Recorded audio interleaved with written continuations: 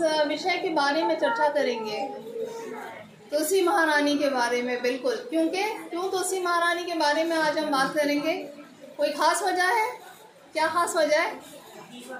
विवाह है। Very nice. सबको पता था ये। एक्चुअल जो आज का टॉपिक है वो तुलसी महारानी जी की महिमा का गुणगान है, ग्लोरिफिकेशन है।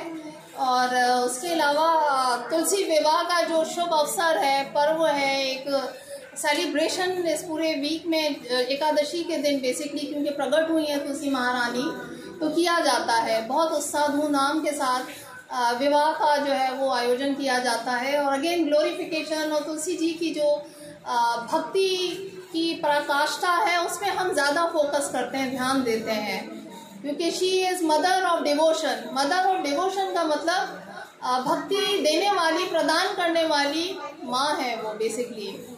वो प्रेमा भक्ति की उत्तम पराकाष्ठा है।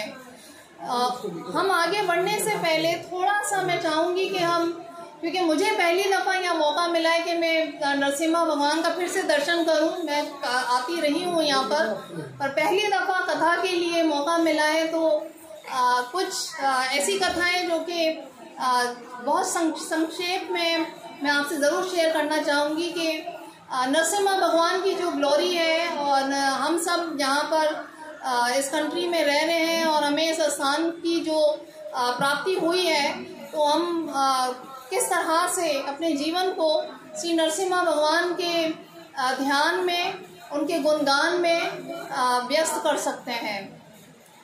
तो एक बहुत बड़े आचार्य हुए हैं शिला श्रीधर महाराज जी।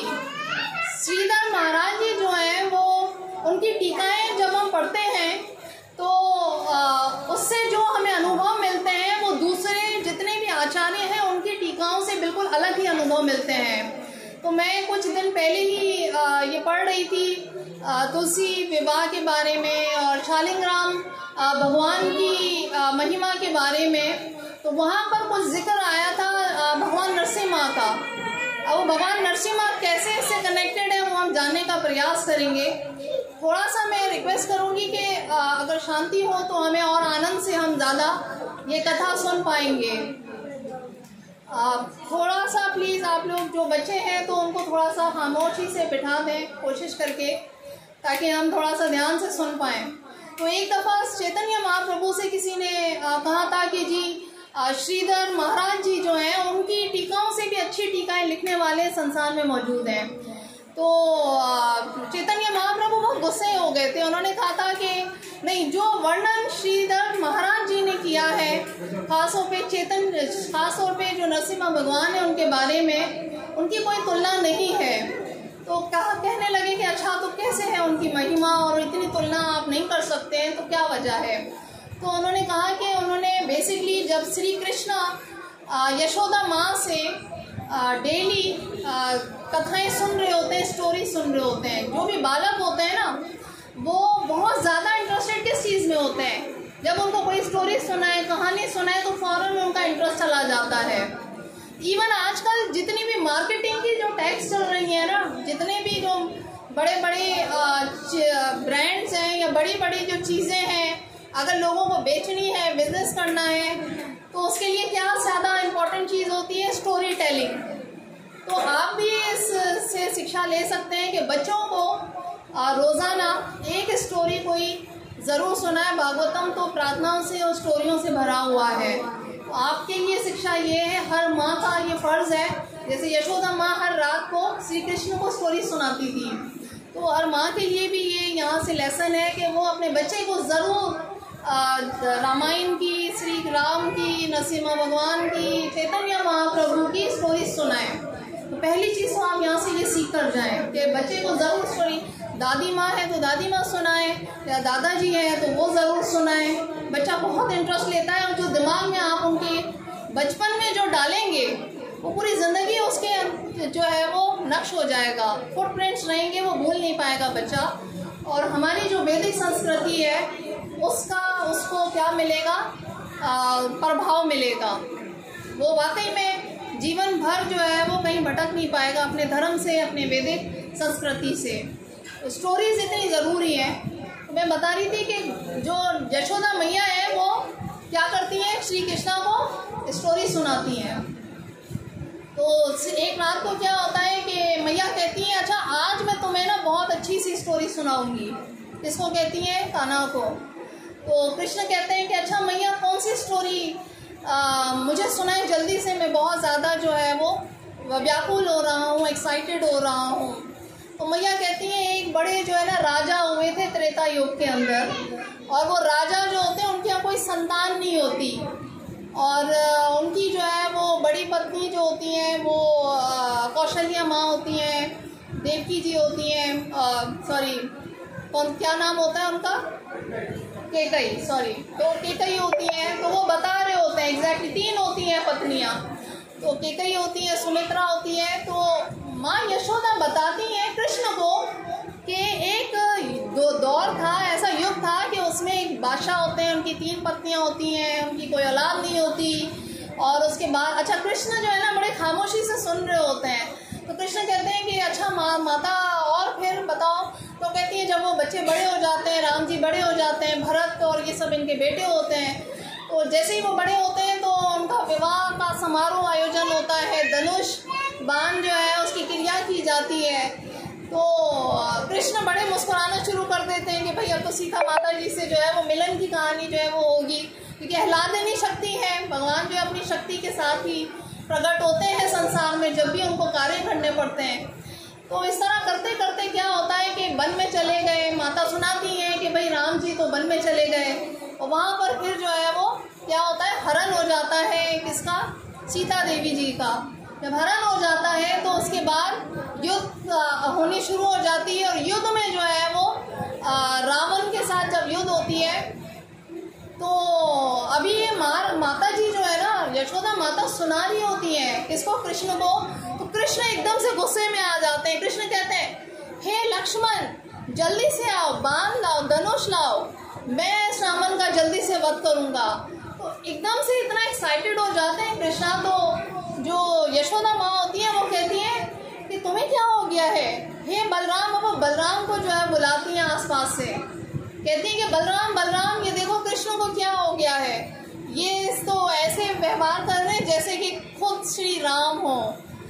तो बलराम जी आते हैं। तो बलराम जी कहते हैं कि हाँ मैया आपको क्या पता, मैं और कृष्ण जो है वो हर युग युग में जो है वो अलग अलग लीलाएं करने आते हैं, हम धरती पे प्रकट होते हैं, और इनका नाम श्री राम था और मैं उनका लक्ष्मण था। तो माता जो होती है ना वो बड़ा हंस के टाल देती है, वो कहती है ये क्या तुम लोग बातें कर रहे हो, ऐसा हो ही नहीं सकता।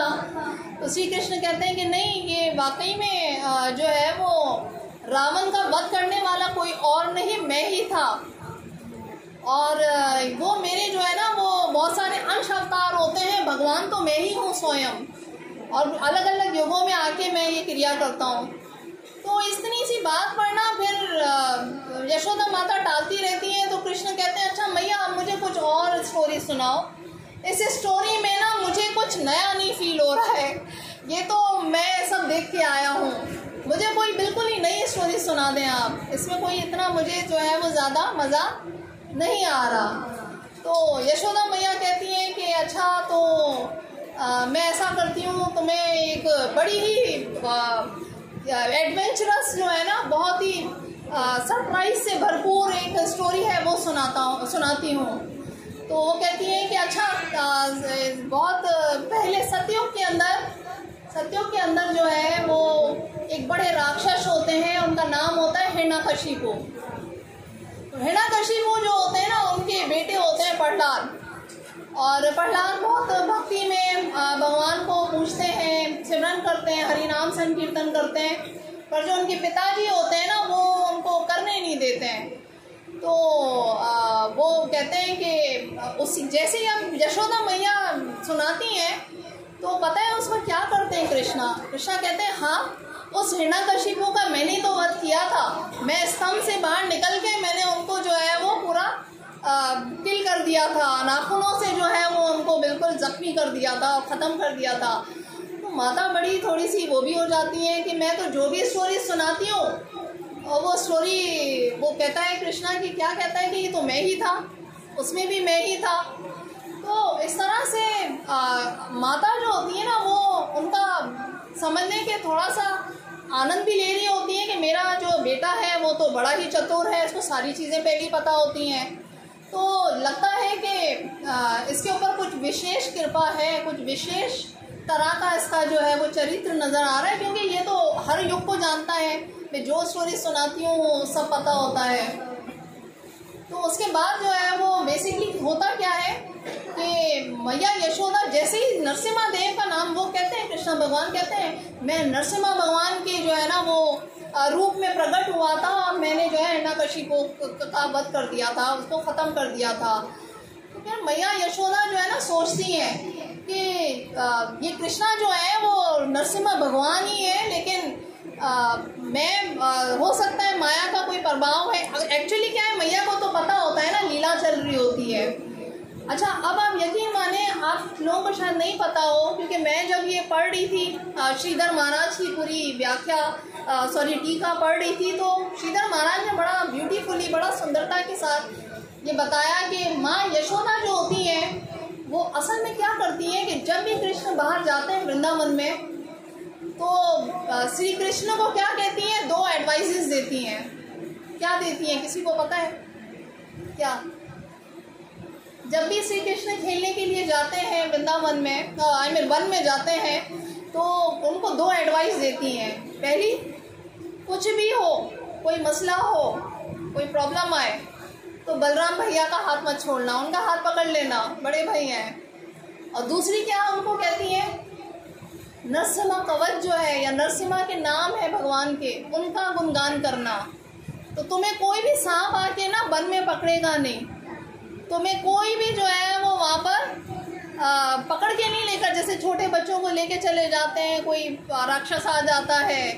तो मैया क्या कहती हैं, श्री कृष्ण को मंत्र, भगवान के नाम जो है ना नरसिम्हा भगवान के, वो याद करा देती हैं। कृष्णा को कहती हैं कि जब तुम्हें कोई मसला हो तो तुम क्या करो, भगवान नरसिम्हा का जो है वो नामों का उच्चारण करना, उनका मंत्र पढ़ना। तो भगवान बड़े मुस्कुराते हैं उस वक्त जो है ना, वो कहते हैं कि जो नरसिम्हा भगवान है वो मेरे अंश अवतार हैं, भगवान तो मैं स्वयं हूँ, पर मेरी मैया मुझे कहती है कि मैं किसको याद करूँ, नरसिम्हा भगवान को। तो आप देखें कि चाहे वो रामायण हो या चाहे वो ये पूरी भगवान की लीलाएं हो, श्री कृष्ण की लीलाएं हो, वृंदावन लीलाएं हो, तो भगवान नरसिम्हा का जो जिक्र है, जो उनका महिमा है, वो भगवान श्री कृष्ण खुद भी गाते हैं। एक दफ़ा इवन भगवान राम भी मैंने सुना है कि जाते हैं स्वयं जहाँ पर नरसिम्हा देव का स्थान होता है, और वहाँ पर वो मंत्र जाप करते हैं और कहते हैं कि हे नरसिम्हा भगवान, मैं आपको नमन करता हूँ। आप नाना प्रकार के युग युग में भिन्न भिन्न प्रकार की लीलाएं करने के लिए डिफरेंट नाम्स में, डिफरेंट स्वरूप में आते हैं। हे नरसिम्हा भगवान, मैं आपको नमन करता हूँ। तो कहा जाता है कि रामायण में भी इवन भगवान श्री राम ने खुद जो है कोई 14-15 नाम थे नरसिम्हा भगवान के, उनका गुणगान किया था। लेकिन जो प्रथम जो नाम था ना जिससे उनको नमन किया था, वो नाम कौन सा था, नरसिम्हा भगवान। बोलो श्री नरसिम्हा भगवान की। तो आप ये देखें कि कोई भी युग रहा हो, उसमें नरसिम्हा भगवान की स्तुति, उनकी महिमा का गान हमेशा रहा ही है। और क्या आपको पता है कि भगवान के जो प्रेम रूप धरती पर आए थे, उनका नाम क्या है, चैतन्य महाप्रभु। तो चैतन्य महाप्रभु के आने की जो प्रार्थना थी वो किसने की थी, कोई बताएगा कौन था? जो चैतन्य महाप्रभु प्रकट हुए धरती पर, तो उनके लिए जब प्रार्थना की गई थी तो वो कैसे की गई थी? अद्वैत आचार्य जी जो हैं, अद्वैत आचार्य जो भगवान विष्णु और भगवान शंकर दोनों के अवतार हैं बेसिकली, तो उन्होंने क्या किया था, शालिग्राम लेकर उन पे तुलसी और गंगा जल डालकर और किनके प्रकट होने के लिए प्रार्थनाएं की थी, भगवान श्री चैतन्य महाप्रभु के लिए। तो यहाँ पर भी जो शालिग्राम थे ना, वो उसकी भी टाइप्स होती हैं। विराह शालिग्राम होता है, नरसिम्हा शालिग्राम होता है, बहुत प्रकार के शालिग्राम होते हैं, ब्लैक शालिग्राम होता है। तो हमारे जो कलयुग है उसमें हम सब के लिए ये एक बहुत बड़ा अवसर है कि हम भगवान की विग्रह जो है वो हमें काले उसमें रूप में प्राप्त है कि हम भगवान को जो है वो अर्पण कर सकते हैं। और हर जगह आप उस पत्थर को, जो काले पत्थर नहीं है वो शालिग्राम है। हमारे यहाँ इवन जो तुलसी देवी जी जो है सॉरी, तो तुलसी देवी जी जो है वो एक प्लांट नहीं कंसीडर होती है ना। हम क्या कहते हैं, तुलसी देवी क्या प्लांट है? क्या कहते हैं हम?